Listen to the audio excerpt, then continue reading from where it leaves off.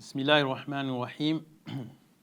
Em nome de Allah, beneficente e misericordioso. Wassalatu wassalam ala Rasulillahi sallallahu alayhi wa sallam.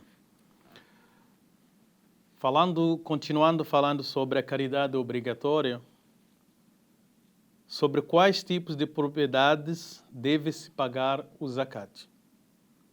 Do que você deve tirar a caridade obrigatória. Não existe a necessidade ou obrigação de pagar o zakat pelos bens cujo uso é exclusivo. O que quer dizer com isso? Você não vai pagar zakat por sua casa onde você mora.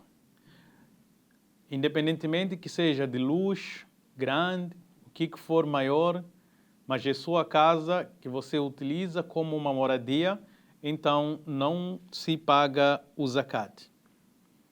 Você tem um carro que é para o seu uso pessoal, das suas necessidades dia a dia.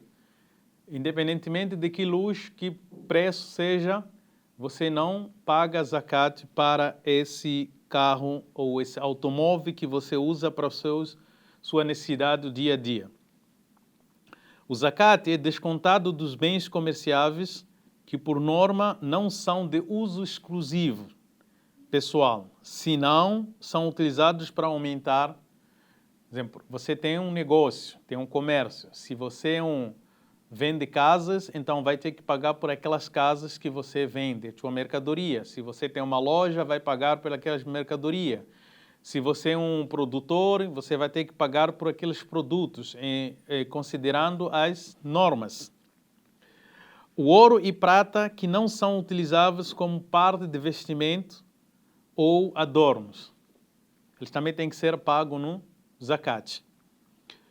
A caridade só se torna obrigatória nos casos em que a quantidade passa por mínimo que esteja na posse da pessoa durante um ano lunar, que nós estamos a falar. Quando passa esse ano lunar, é obrigatório que você pague o zakat se você estiver com o mínimo. Como assim o ano lunar? O ano islâmico, Hijriya. Esse você começa a contar, por exemplo, começa a contar hoje, que é o dia X, até o próximo ano, o dia X. Se você tiver esse mínimo, aí você deve pagar o zakat. A quantidade do zakat de ouro e de prata que se estipula hoje em dia, se você tiver na posse de 85 gramas de ouro na sua posse durante um ano, então você é obrigado a pagar o zakat. E em ouro é 395 gramas de ouro. Se você tiver esse aqui durante um ano na sua posse, você é obrigado a tirar pela essa quantidade 2,5% da sua riqueza.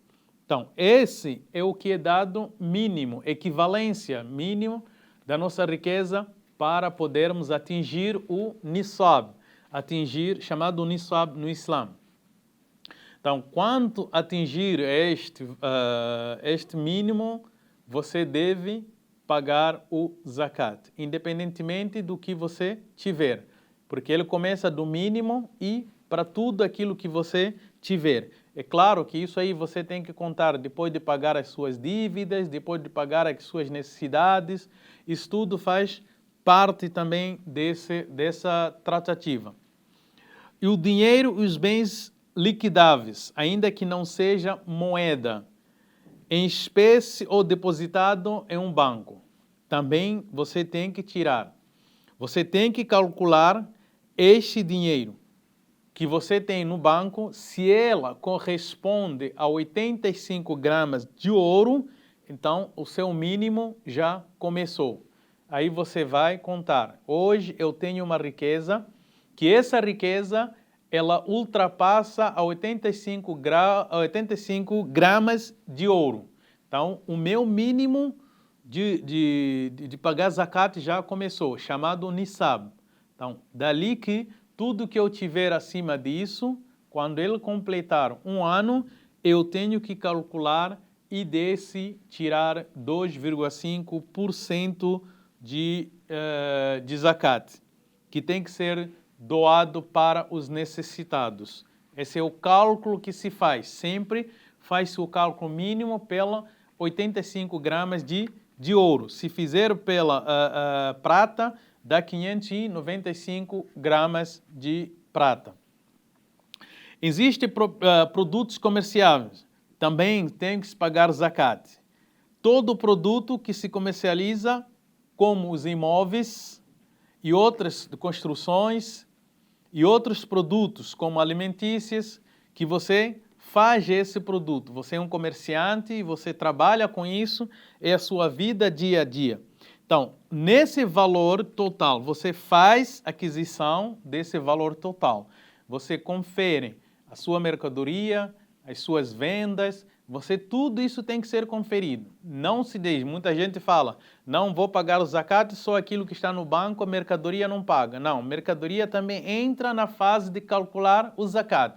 Você calcula no preço atual, no preço daquele dia. Você vai calcular um imóvel, você não vai calcular com o preço que passou ou o preço que você comprou. Não, a equivalência daquele dia que você está calculando para pagar o zakat.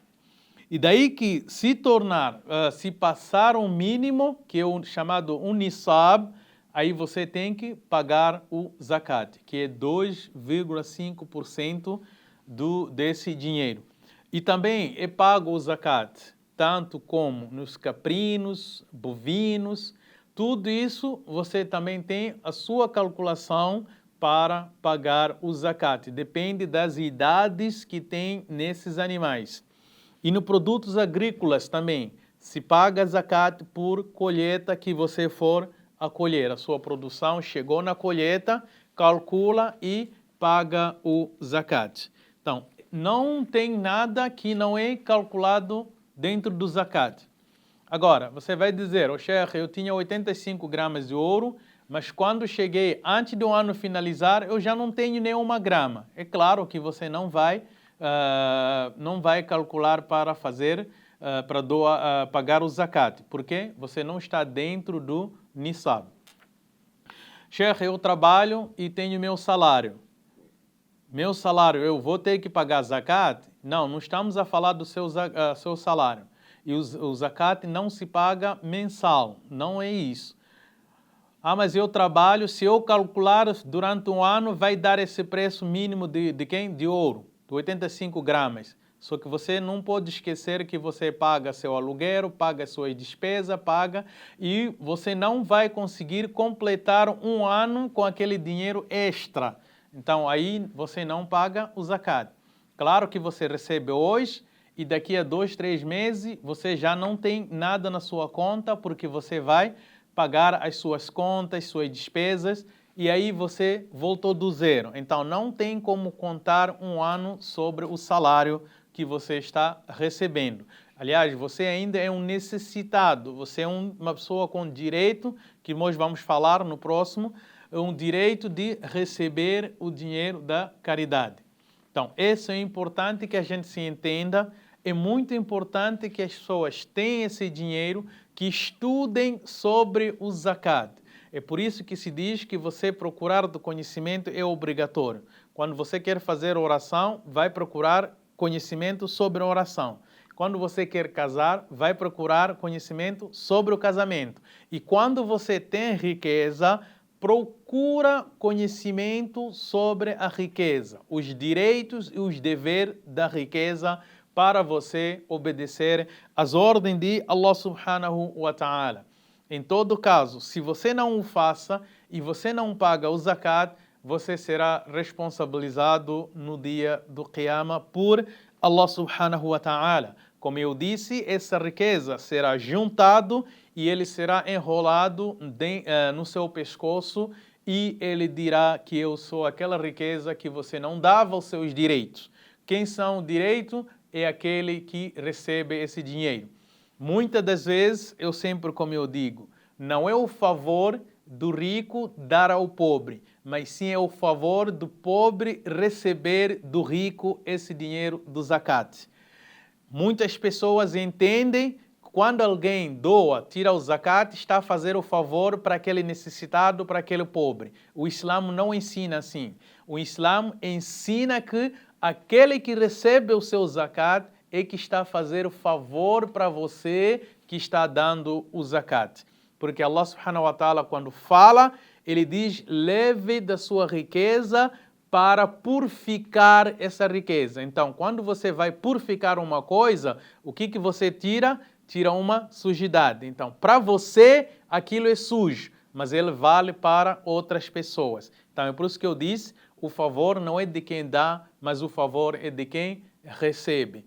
E ainda lembrando que chegará um dia, que Nabi sallallahu alaihi wasallam diz, que chegará um dia que as pessoas vão andar com seu dinheiro do zakat e não vão encontrar a quem dar. Por isso que temos que agradecer a Allah nesse tempo, para aqueles que têm riqueza, ainda têm a quem eles possam destinar esse dinheiro do zakat. وصلى الله على سيدنا محمد وعلى آله وأصحابه ومن والاهم بإحسان إلى يوم الدين.